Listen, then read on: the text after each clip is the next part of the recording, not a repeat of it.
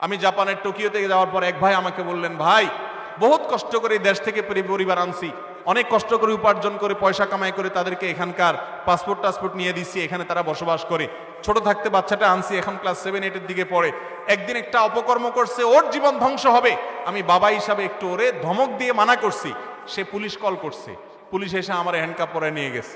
নিয়ে এর পরে কয়েকদিন জেল টেলে রাইখা বলতেছে, আসো, তোমার ব্যাপারে রায় হয়েছে যে তোমার এই ছেলে তোমার সংসারে তোমার বাসায় আর থাকবে না, কারণ এর আগেও তুমি একবার ধমক দিছিলা।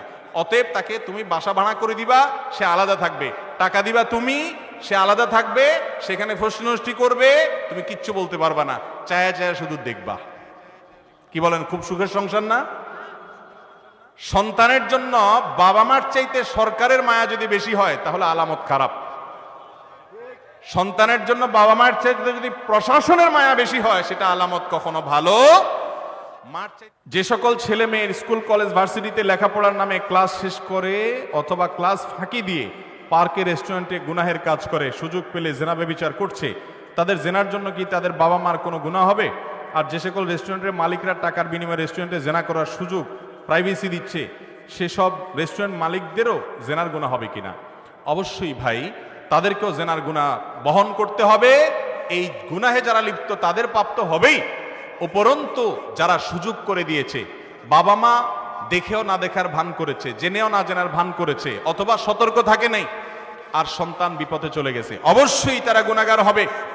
আদ-দায়ুস আল্লাযী ইউকিররু ফি আহলিহি আল খাবাস, পরিবারের কর্তা হয়ে তার পরিবারের সদস্যরা আকাম কুকাম করেছে, পাপাচারে লিপ্ত হয়েছে, গুনাহ করেছে, জেনা করেছে, ব্যভিচার করেছে, সে দেখেও না দেখার ভান করছে, বলে যে আজকাল এগুলো একটু আধটু করে।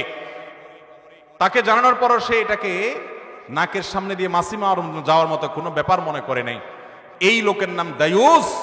সেই বাবা নামাজি হলেও, সে মা পর্দানসীন হলেও নিজের ছেলে মেয়ে অপকর্মে লিপ্ত জানার পরও যদি সে চুপ থাকে এবং সমর্থন যোগায়, তাহলে সে জান্নাতে যেতে পারবে।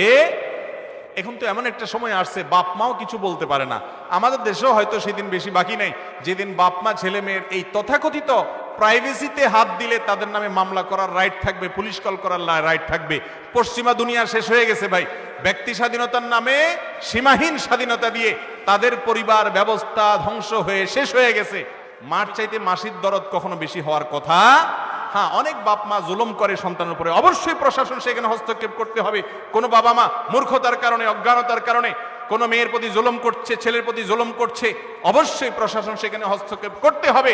কিন্তু সন্তানের ভালো মন্দ বোঝার জন্য মা বাবার চাইতে আর দুনিয়াতে কে আপন আছে?